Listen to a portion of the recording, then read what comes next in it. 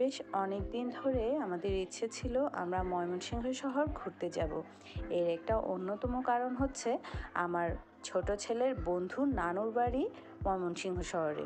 ওরা আবার best friend. ওর কাছে এত বেশি নানুর বাড়ি শহরের গল্প শুনেছে, তো তার কাছ থেকে শুনতে শুনতে না আমাদেরও বেশ আগ্রহ জমে গেছে আমরা একটু ময়মনসিংহ শহরটা ঘুরে আসব। এর ফাঁকে আবার তার আরেক বন্ধু তার বন্ধুর ফ্যামিলি নিয়ে ময়মনসিংহ ঘুরে এসেছে একদিনের জন্য। এটা শুনে তো আমার ছেলেদের আগ্রহ আরও বেশি বেড়ে গেছে তারা কখন যাবে। তো আমাদেরও বেশ ইচ্ছে হচ্ছিল দেখি কেমন শহরটা, ঘুরে আসি। তো আমরা একটু গুগল করলাম কোথায় কী আছে কী দেখবো, ওগুলো একটু ইনফরমেশন নিয়ে একটু প্ল্যান করে আমরা এবার ময়মনসিংহ শহরের উদ্দেশ্যে রওনা হলাম। শুক্রবার ভোরবেলা আমরা রওনা হয়েছি। আমি একটু দুপুরের জন্য খাবার রেডি করে নিলাম, একটু পিকনিক পিকনিক ভাইব আনার জন্য। যেহেতু এখন শীতকাল, মোটামুটি শীত হালকা হালকা পড়তে শুরু করেছে, এখনই তো পিকনিকের একেবারে মুখ্য সময়, তাই না? তো আমি মোটামুটি এদিক সেদিক গেলে একটু পিকনিক পিকনিক আমেজ আনার জন্য এভাবে মাঝে মাঝে খাবার টাবার বাসা থেকে বানিয়ে নিয়ে যায়। যারা আমার ব্লগ দেখেছেন তারা নিশ্চয়ই জানেন, অনেকবার আপনাদের সাথে শেয়ার করেছি, হয়তো খেয়াল করলে বুঝতে পারবেন। যা হোক, আমরা 9:30টার দিকে বাসা থেকে বের হই, 1টার দিকে আমরা ময়মনসিংহ শহরে পৌঁছাই। তো শহরে পৌঁছে আমরা সরাসরি চলে গেলাম সবার আগে ময়মনসিংহ কৃষি বিশ্ববিদ্যালয়ে। এটা আমাদের বাকেট লিস্টে ফার্স্ট প্রায়োরিটি ছিল। আমরা প্রথমে বিশ্ববিদ্যালয় ক্যাম্পাসটা ঘুরবো, এটাই আমাদের ইচ্ছা ছিল। খুবই সুন্দর সাজানো গোছানো, এত সুন্দর বিশ্ববিদ্যালয়। অনেকগুলো বিশ্ববিদ্যালয় তো দেখা হয়েছে আমার কাছে এটা খুব ভালো লেগেছে। এই বিশ্ববিদ্যালয়ের সেটিংস, তারপর বিল্ডিংগুলো, লাল রঙের ভবনগুলো খুবই সুন্দর, আলাদা। একপাশে হোস্টেল। মোটামুটি আমরা গাড়ি নিয়ে চারপাশ ঘুরে দেখার চেষ্টা করেছি, যেহেতু বিশাল বিশ্ববিদ্যালয় ক্যাম্পাস। তো আমরা যেহেতু বাসা থেকে খাবার বানিয়ে নিয়ে গিয়েছিলাম, তো 1:30টার দিকে নামাজের বিরতি শেষে আমরা খাবার নিয়ে এখন একটু বসবো সুন্দর সবুজ ঘাসে। একটা চাদর বিছিয়ে নিয়েছি আমরা। চাদর বিছানোর সাথে সাথে ছোট যন্ত্র শুয়ে পড়লো, তার দুষ্টামি তো চলতেই থাকে হর হামেশা। তো আমি চিকেন বিরিয়ানি বানিয়ে নিয়ে গিয়েছিলাম, এর সাথে কিছু স্ন্যাক্স আইটেমও আমরা নিয়ে গেছি।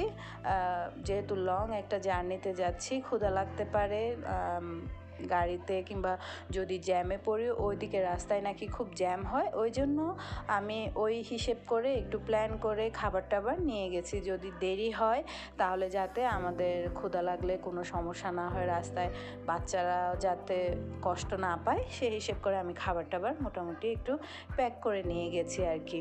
তো আমি কয়েকটা কাঁচামরিচও নিয়ে গেছি। আমার বিরিয়ানির সাথে কাঁচামরিচ না খেলে ভাল লাগে না, আর তাছাড়া জার্নি করলে না একটু ঝাল খেলে ভালো লাগে। এখন আমার দেখা দেখি তো আমার ছোট আব্বু দেখি মরিচ খাওয়ার একটু ট্রাই করছে, যদিও সে খেতে পারে না, একটু কামড় দিয়ে সে আবার রেখে দিয়েছে। যা হোক, মোটামুটি বেশ ভালো লাগছিল আমাদের। খাবার গরম ছিল। আমি যেহেতু একটা এয়ারটাইট বক্সে সুন্দর করে ফয়েল পেপার দিয়ে মুড়িয়ে খাবার নিয়ে গেছি, এভাবে আমি নিয়ে যাই, তো আমার এক্সপেরিয়েন্স আছে কিভাবে নিলে খাবার গরম থাকবে। এভাবে খাবার নিলে 6 থেকে 7 ঘন্টা ইজিলি গরম থাকে। এরপর আমরা ডেজার্ট হিসেবে বিস্কিটটা খাচ্ছি, একটু ডেজার্টের ক্রেভিংস হচ্ছিল। তারপর ওইখানে কিছুক্ষণ রেস্ট নিয়ে আমরা আবার ক্যাম্পাস ঘুরে দেখার জন্য বেরিয়ে পড়লাম। এক পাশে দেখলাম স্টুডেন্টদের আয়োজনে বৃক্ষ মেলা হচ্ছিল, ওইটা একটু আমরা ঘুরে দেখলাম।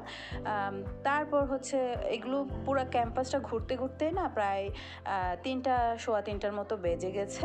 যেহেতু শীতকালের দিন, এখন খুব তাড়াতাড়ি সন্ধ্যা নেমে যায়, তাই আমরা আর ক্যাম্পাসে থাকলাম না। গাড়ি নিয়ে পুরো ক্যাম্পাসটা আমরা বাকিটা টহল দিলাম, যেহেতু হেঁটে দেখতে দেখতে সময় বেশি লাগবে, অন্যান্য জায়গায় আমরা টাচ আপ দিতে পারবো না। এখন ক্যাম্পাস থেকে আমরা বেরিয়ে পড়লাম। এখন এলাম আলেকজান্ডার ক্যাসেল। এটা খুবই বিধ্বস্ত অবস্থায়, এখন ভবনটা একেবারে পরিত্যক্ত হয়ে গেছে আর কি। ওটা একটু রক্ষণাবেক্ষণ করলে হয়তো আরও দর্শনীয় স্থান হতো, দর্শকদের জন্য, ভ্রমণ পিপাসুদের জন্য বেশ ভালো একটা জায়গা হতো। যা হোক, এরপর আমরা সোজা চলে গেলাম জয়নুল আবেদিন পার্কে। এক পাশে হচ্ছে ব্রহ্মপুত্র নদী, অন্য পাশে পার্ক, খুব সুন্দর একদম প্ল্যান করে সিস্টেমটা করা হয়েছে। অনেক অনেক মানুষজন, ময়মনসিংহ শহরের মানুষজন, যেহেতু ওই দিন শুক্রবার ছিল, মোটামুটি ভিড় ছিল।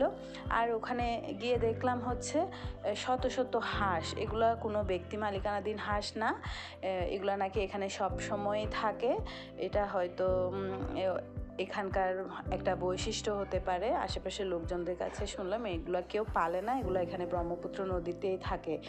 তো দেখতে পেলাম বিশাল অনেক লম্বা নদী, বাংলাদেশের বৃহত্তম নদীগুলোর মধ্যে ব্রহ্মপুত্র প্রধান। অনেকটা শুকিয়ে গেছে এখন। ময়মনসিংহ শহরটা জুড়ে মনে হয় ব্রহ্মপুত্র নদী, দীর্ঘ লম্বা একটা নদী। তারপর নদী জুড়ে যেহেতু পার্কের ব্যবস্থা, ওখানে তো খাওয়া দাওয়ার ব্যবস্থা, তারপর হচ্ছে আপনার মানুষজন আসছে বসছে, ওখানে বসার ব্যবস্থা করেছে, খুব সুন্দর। ভাল লেগেছে আমার পার্কটা। আমার কাছে মনে হয়েছে ছোট্ট একটা শহর কিন্তু গোছানো শহর। যদিও এদিন মানুষজনের একটু আনাগোনা বেশি ছিল, একপাশে পার্কে বাচ্চারা খেলাধুলা করছিল, আমার পুত্রধনরাও একটু মজা করলো।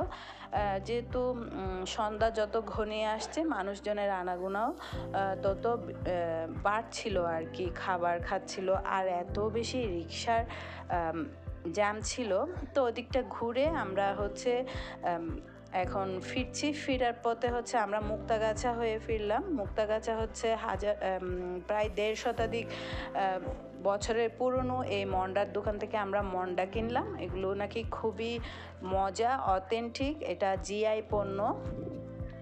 তো এত দূর আসলাম, এখন মুক্তাগাছার মন্ডা না খেলে কেমনে হয়, হয়তো আর কখনো আসা হয় কিনা তাও জানি না। তো মন্ডা নিয়ে আসলাম, 2 ধরনের মন্ডা এনেছিলাম আমরা। গুড়ের মন্ডা, এটা হচ্ছে গুড়ের, দামও বেশ চড়া, যেহেতু জিআই পণ্য।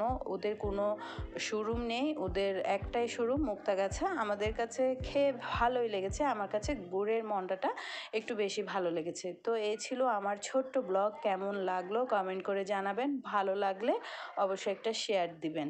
ধন্যবাদ সবাইকে।